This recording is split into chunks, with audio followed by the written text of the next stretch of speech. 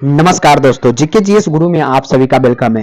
प्यारे साथियों, जैसा कि सभी एग्जाम जो भी अभी तक हो चुके हैं डीएलएड वाले एग्जाम, उसमें काफी क्वेश्चंस जो है यहाँ पे डायरेक्टली क्लास से टकराए हैं और काफी स्टूडेंट ने यहाँ पे मैसेज करके धन्यवाद भी दिया है। लेकिन हम आपके सामने लेके आ चुके हैं फिर से सिलेक्टेड क्वेश्चंस जो आपके आने वाले डीएलएड वाले एग्जाम में काफी फायदेमंद होगा और ऐसे क्वेश्चंस आपसे निश्चित रूप से पूछे जाएंगे। चलिए फटाफट से आज की क्लास को करते हैं स्टार्ट। चैनल पर नए हैं तो लाइक सब्सक्राइब शेयर जरूर कीजिएगा।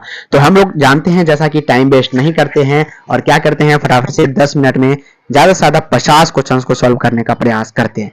तो पहला क्वेश्चन कि नालंदा, जी हाँ, महाविहार किसके लिए विख्यात है? प्यारे साथियों, ये किसके लिए है? तो डायरेक्टली आंसर की बात करते हैं, विल्सोंग स्मारक के लिए है, यानी ऑप्शन नंबर ए जो होंगे बिल्कुल राइट होगा। चलिए, बोध गया में बोधि वृक्ष अपने वंश की इस पीढ़ी का है। जरा बताइएगा कि बोध गया में बोधि वृक्ष जो है अपने वंश की इस पीढ़ी का है, किस पीढ़ी का है? ये जो क्वेश्चन है बिहार से रिलेटेड है, ऐसे क्वेश्चन जो है निश्चित रूप से आपसे पूछे जाएंगे। तो चतुर्थ यहाँ पे पीढ़ी से है, यानी ऑप्शन नंबर बी जो होंगे राइट आंसर है। चलिए, बिहार के किस पर्यटन केंद्र पर गर्म जल के अनेक स्रोत है? गर्म जल के अनेक स्रोत माना गया है बिहार के किस पर्यटन केंद्र पर? तो राजगीर। राजगीर में प्यारे साथियों क्या है? गर्म जल आती है। ऑप्शन नंबर यहाँ पे क्या होगा? सी जो होंगे बिल्कुल राइट आंसर होगा। चलिए, विष्णुपद मंदिर कहाँ स्थित है? ये भी क्वेश्चन इंपॉर्टेंट है आपके लिए।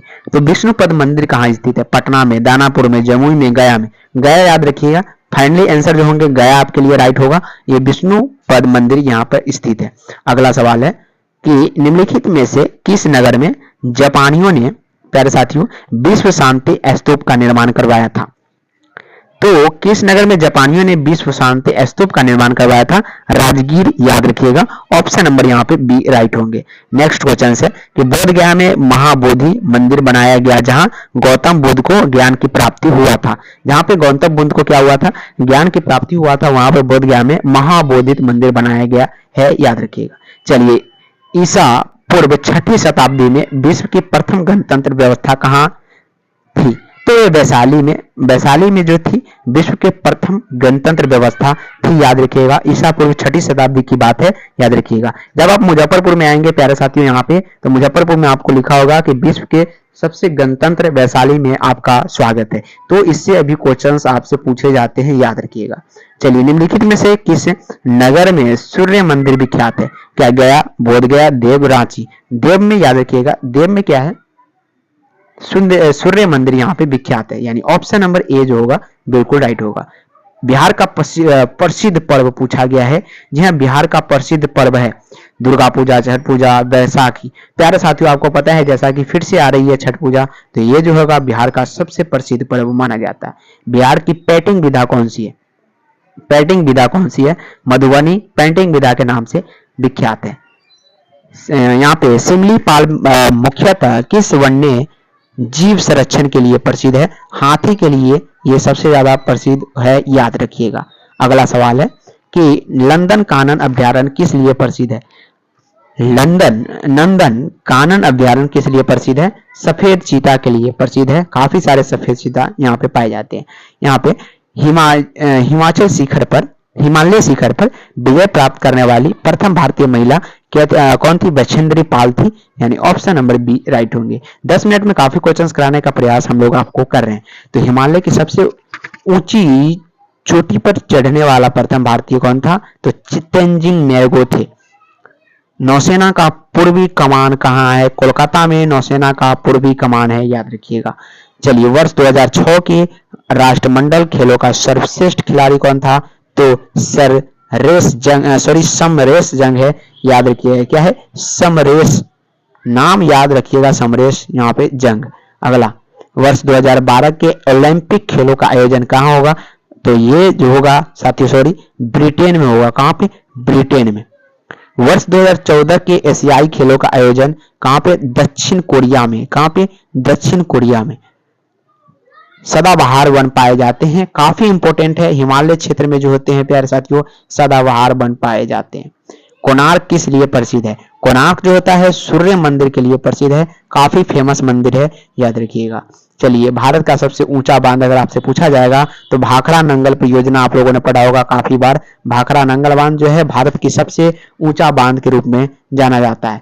चलिए, पश्चिम बंगाल की सीमा कितने देशों के साथ लगती है? तो पश्चिम बंगाल की सीमा जो है कुल मिलाकर 3 देशों के साथ मिलती है, याद रखिएगा। तो नेक्स्ट क्वेश्चन है कि 14वां दक्षिण शिखर सम्मेलन कहाँ हुआ था? नई दिल्ली में। कहाँ पे हुआ था? नई दिल्ली में हुआ था।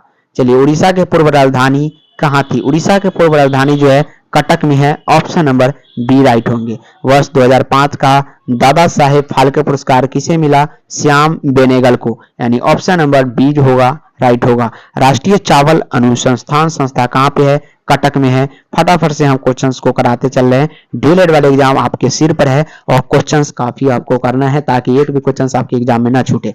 रेलवे डीजल इंजन का कारखाना कहाँ स्थित है? वाराणसी में स्थित है। कहाँ पे स्थित है? वाराणसी में। नेक्स्ट क्वेश्चन है कि उड़ीसा में निम्न में से सबसे ज्यादा किस चीज की पैदावार होती है? हल्दी की पैदावार जो है उड़ीसा में सबसे ज्यादा होती है।